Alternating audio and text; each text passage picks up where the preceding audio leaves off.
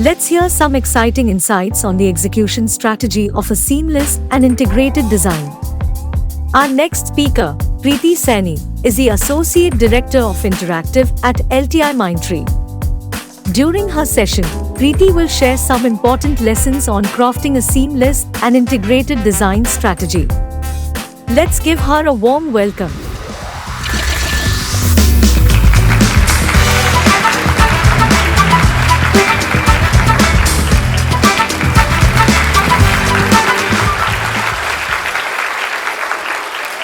Hi everyone, hope you all are doing well.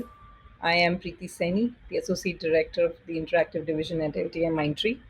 Today I'm going to talk about how to address and counter the loss from strategy to execution in an integrated design. I'm deeply grateful to the UMO Group and W Summit for providing me the opportunity to present my talk on this topic. Let's understand what we mean by integrated design. What is an integrated design?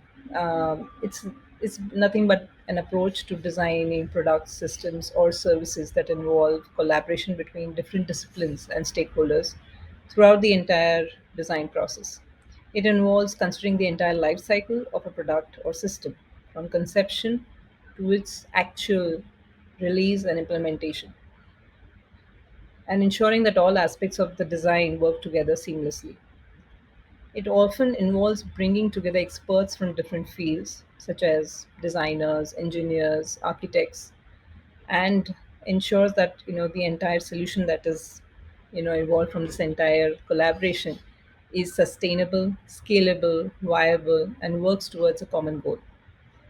The entire approach emphasizes a holistic view of the design rather than just focusing on individuals or rather individual components in isolation. For example, a designer can't work in isolation, an engineer cannot work in isolation, and so on and so forth. The goal of this integrated design is to create products, systems, or services that are more efficient, more effective, more sustainable, and considering the interrelationships between different components and stakeholders, it is much, much more engaging and provides an elevated experience to the customers. It can reduce cost, increase functionality, and minimize the touch points in the service offering. This brings us to an interesting question as to, while we are in the process of designing this integrated system, how do we measure its success? What is the ROI of an integrated design?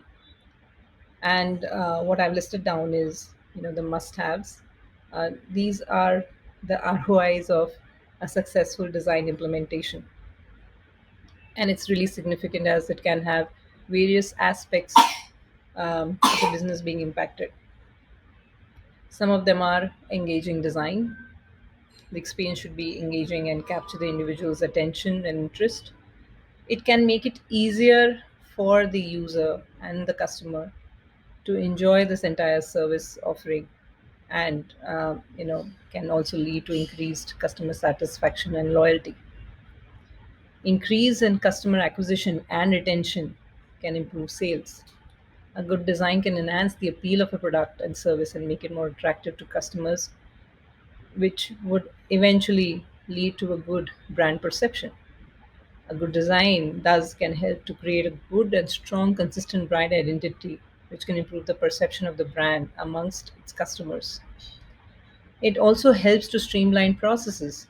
By processes, I mean workflows and business processes that are probably having probably too many jumps or probably too many touch points, and can be further optimized for its customers to avail their services in the most quickest manner, and also sometimes for the internal employees to improve their productivity. Thus, investing in a good design can often pay off in multiple ways and contribute to the long term success of the business. It's important to note that the ROI of a good design can vary depending upon the specific context and goals of business. So, now, since we now understood the ROI of good design, what is the strategy to execution of this integrated design, and where are the areas of where the loss that occurs? Which areas are to be focused on, and which areas are probably where we can improve upon, so that this entire integrated design works seamlessly. We've practiced and heard and learned different stages in an approach leading to a good elevated design, and probably there are many iterative models around this as well. It's our discovery, ideate, design, test, iterative cycle. It's often used in the design thinking process as well to come up with a list of all the good features and functionalities that would really impact and improve the experience of the customer. Now, there is one step before discovery which designers often are not aware of. Even if they are, they would probably overlook it. You know, this is nothing but the assimilate. The This is nothing but the assimilate phase, which I would knownly, I mean, which would I would call as a known step to establish the objectives and goals and agree upon the ROI metrics. So now the big question is, who's going to ask these questions of objectives and goals to the stakeholders or understand this and create a base for a good success matrix to evaluate or to even quantify the impact of a good design? Is it going to be the stakeholders? Is it going to be the project manager, the technical architect, or is it just going to be us, the designers? Yes, the designer needs to ask these questions. And would this be owned by us? I would feel yes. As designers, we need to define the metrics of the success of this ROI that will help define the success of design implemented. And there are many that are tied to, you know, the improvement of a particular application or exercise or the improvement of a particular solution or a service offering. This Some of the metrics that I've listed down for design that can be easily measured and tracked through analytics and events are, the customer retention increment, how are the new customers being acquired, how many are acquired, how did the design help in the increment of customer satisfaction, and did it really help in business sales and revenue.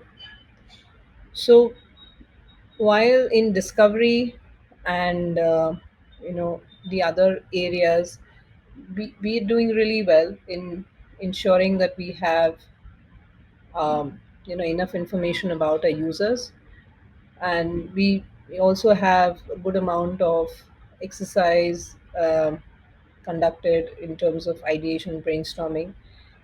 In that ideate, define, design, and test activities, we we sometimes feel isolated as designers, and I feel there are some areas where we can improve on becoming a good member of the integrated design solution team. So in the ideation part, I think while uh, sorry, in the discovery phase, instead of just focusing on user research, we can also do a study of the market dynamics, the competitor trends, and understand the journeys in the complete entirety and depth. The combined information of these opportunities that we have arrived at by studying the user journeys and the market and domain research can help identify new solutions. Going to the ideation part, we can work as a team with the technology and business domains to identify solution features that can provide short term and long term delights to our customers. And this can be based on the time period as well, whether it is 6 months, 12 months, or 18 or 24. That can help track our ROI metrics. Scope definition, after all of this, along with the stakeholders, technology, data, and business domains, allows us to focus on the ROI matrix of the design solution. Finally, in the design phase, we need to ensure that the design prototypes are created in alignment with the objectives and success metrics defined.